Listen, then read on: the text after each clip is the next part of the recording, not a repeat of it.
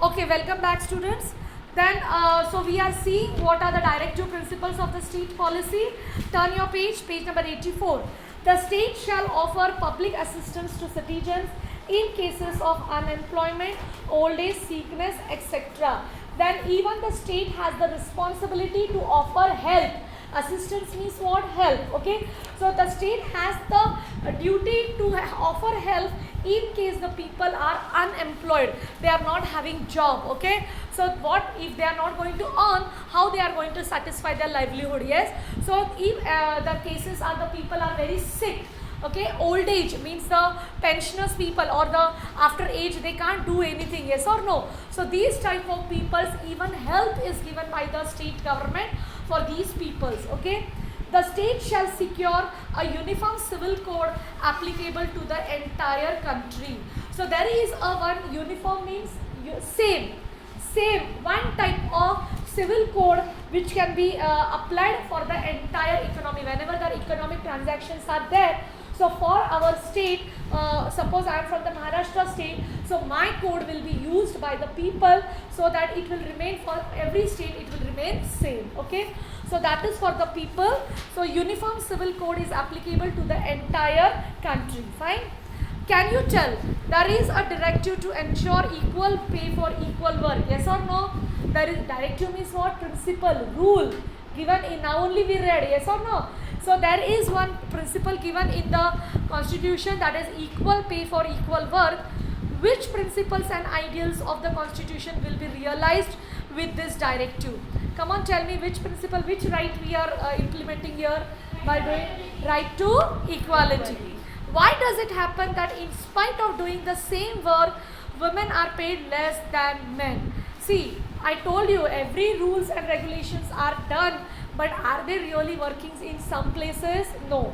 I don't say everywhere it is not, but some places is it not working. So you should find out the reasons for that why such discrimination is happening.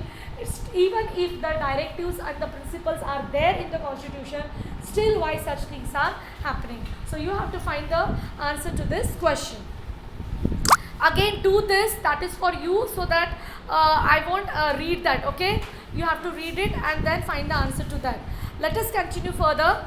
Directive principles of state policy and fundamental rights are two sides of the same coin. So understand that whatever are the principles given in the state policy and the fundamental rights, I told you today only when I was reading all the rights, yeah, all the principles, that time only if you see they are just the reflection of the rights.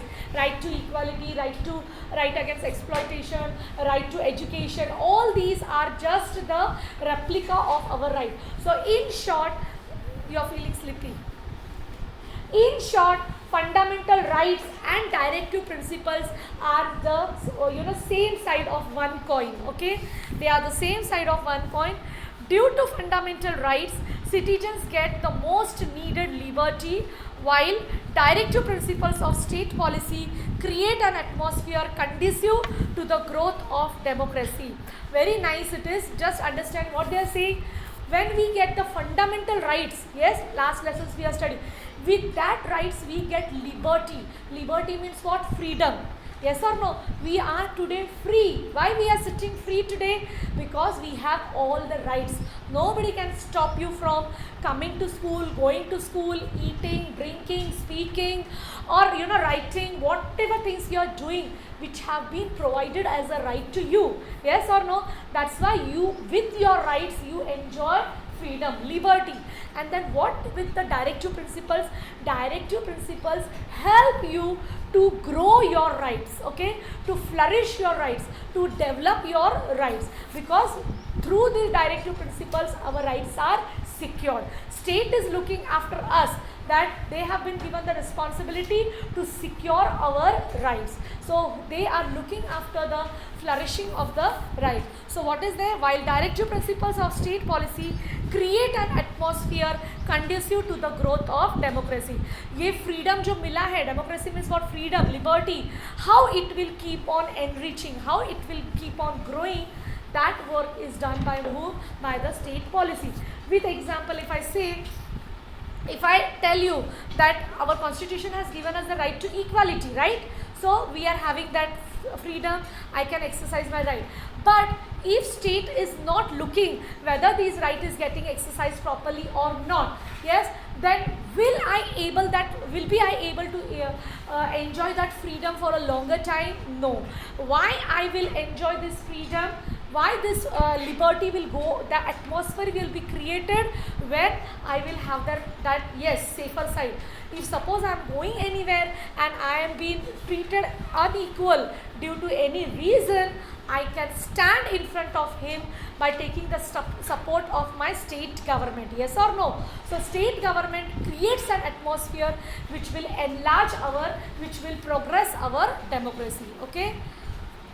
Even though we cannot go to the courts if a directive is not implemented by the government, we can put pressure on the government in various ways to make a policy in order to meet these goals. Yes, that is one more thing.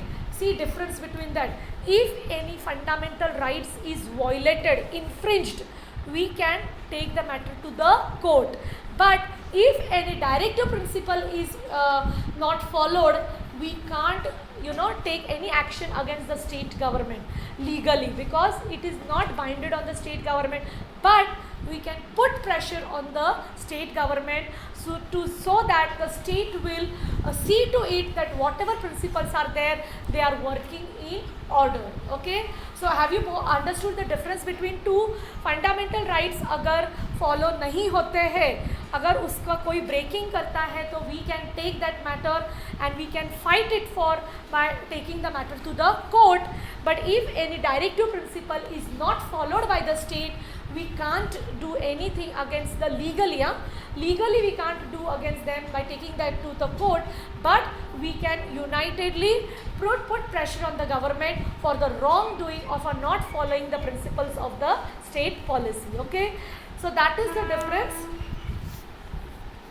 Then again, this is what else do you think the government should do for students?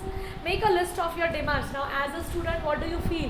What are your aims and ambitions? So you can write down that government should do for me that way and that way. You can think of it, your demands. How would you convince others that your demands are just? Now you can't do any rubbish demand. Okay, I want some good laptop or something like that. Don't do that rubbish demands. Okay, I want that and these. Okay, so the demand should be just. Okay, just means क्या valid. Okay, so don't make a list. मेरे को toothbrush चाहिए, toothpaste चाहिए. Okay, I want branded shoes, I want branded clothes. Don't do that way. Fine. Okay, fine. Just joking. Which improvements will be possible with the following facilities offered by the government? Now, do you think that which improvements will be possible with the following facilities offered by the government?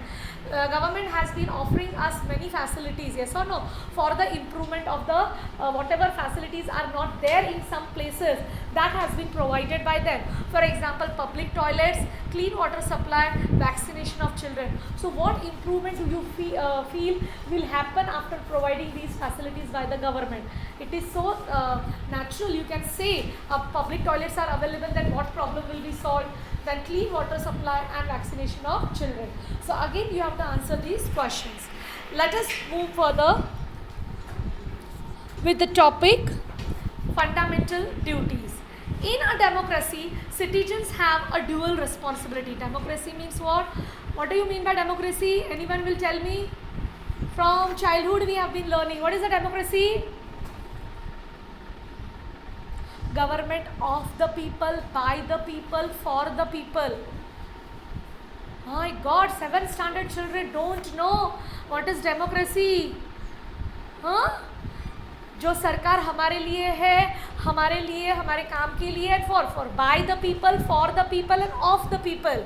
Okay, that is democracy. That means we are enjoying all our freedom because our India is a democratic country.